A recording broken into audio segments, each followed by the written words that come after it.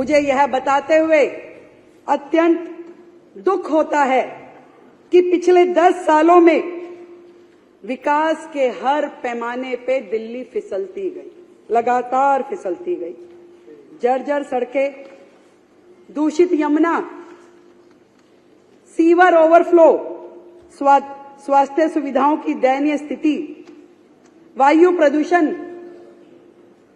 के कारण से ये समझ में आता है कि पिछली सरकार के शासन और नीतियां जो थी उसके कारण से दिल्ली की जनता कितनी त्रस्त रही। पिछली सरकार ने दिल्ली की अर्थव्यवस्था को दीमक की तरह खोखला किया, दीमक की तरह।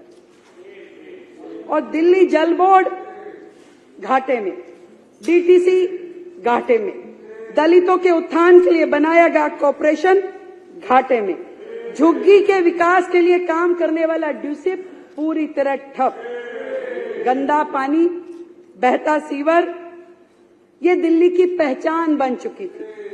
और ऐसे में इस सरकार का हमारे पास आना और इसको चलाना किसी चैलेंज से कम नहीं है सर, किसी चैलेंज से कम नहीं है।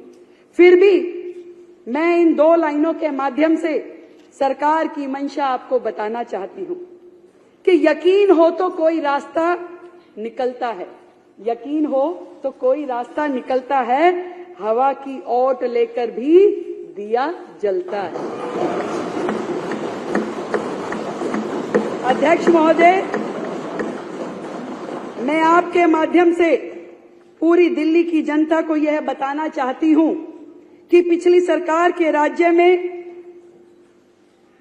आज तक की सरकारों के राज्य में 2023-24 का बजट था जो कि सबसे अधिक था, वो था 78,800 करोड़ रुपए। कागजों पे था, हुआ कुछ नहीं था, कागजों पे था पर था। पहली बार दिल्ली के इतिहास में ऐसा हुआ कि जब 2024-25 का बजट आया तो वो घट करके 2800 करोड़ रुपए घट करके मात्र 76,000 करोड़ रह गया, जो किसी भी राज्य के इतिहास में, दिल्ली के इतिहास में सबसे बुरी स्थिति थी, घट करके 76,000 करोड़।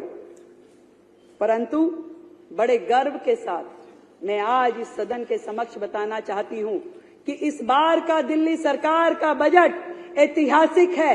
1 लाख करोड़ रुपए का प्रस्तावित किया गया है, 1 लाख करोड़ रुपए का बजट प्रस्तावित किया गया है, 1 लाख करोड़ रुपए का बजट।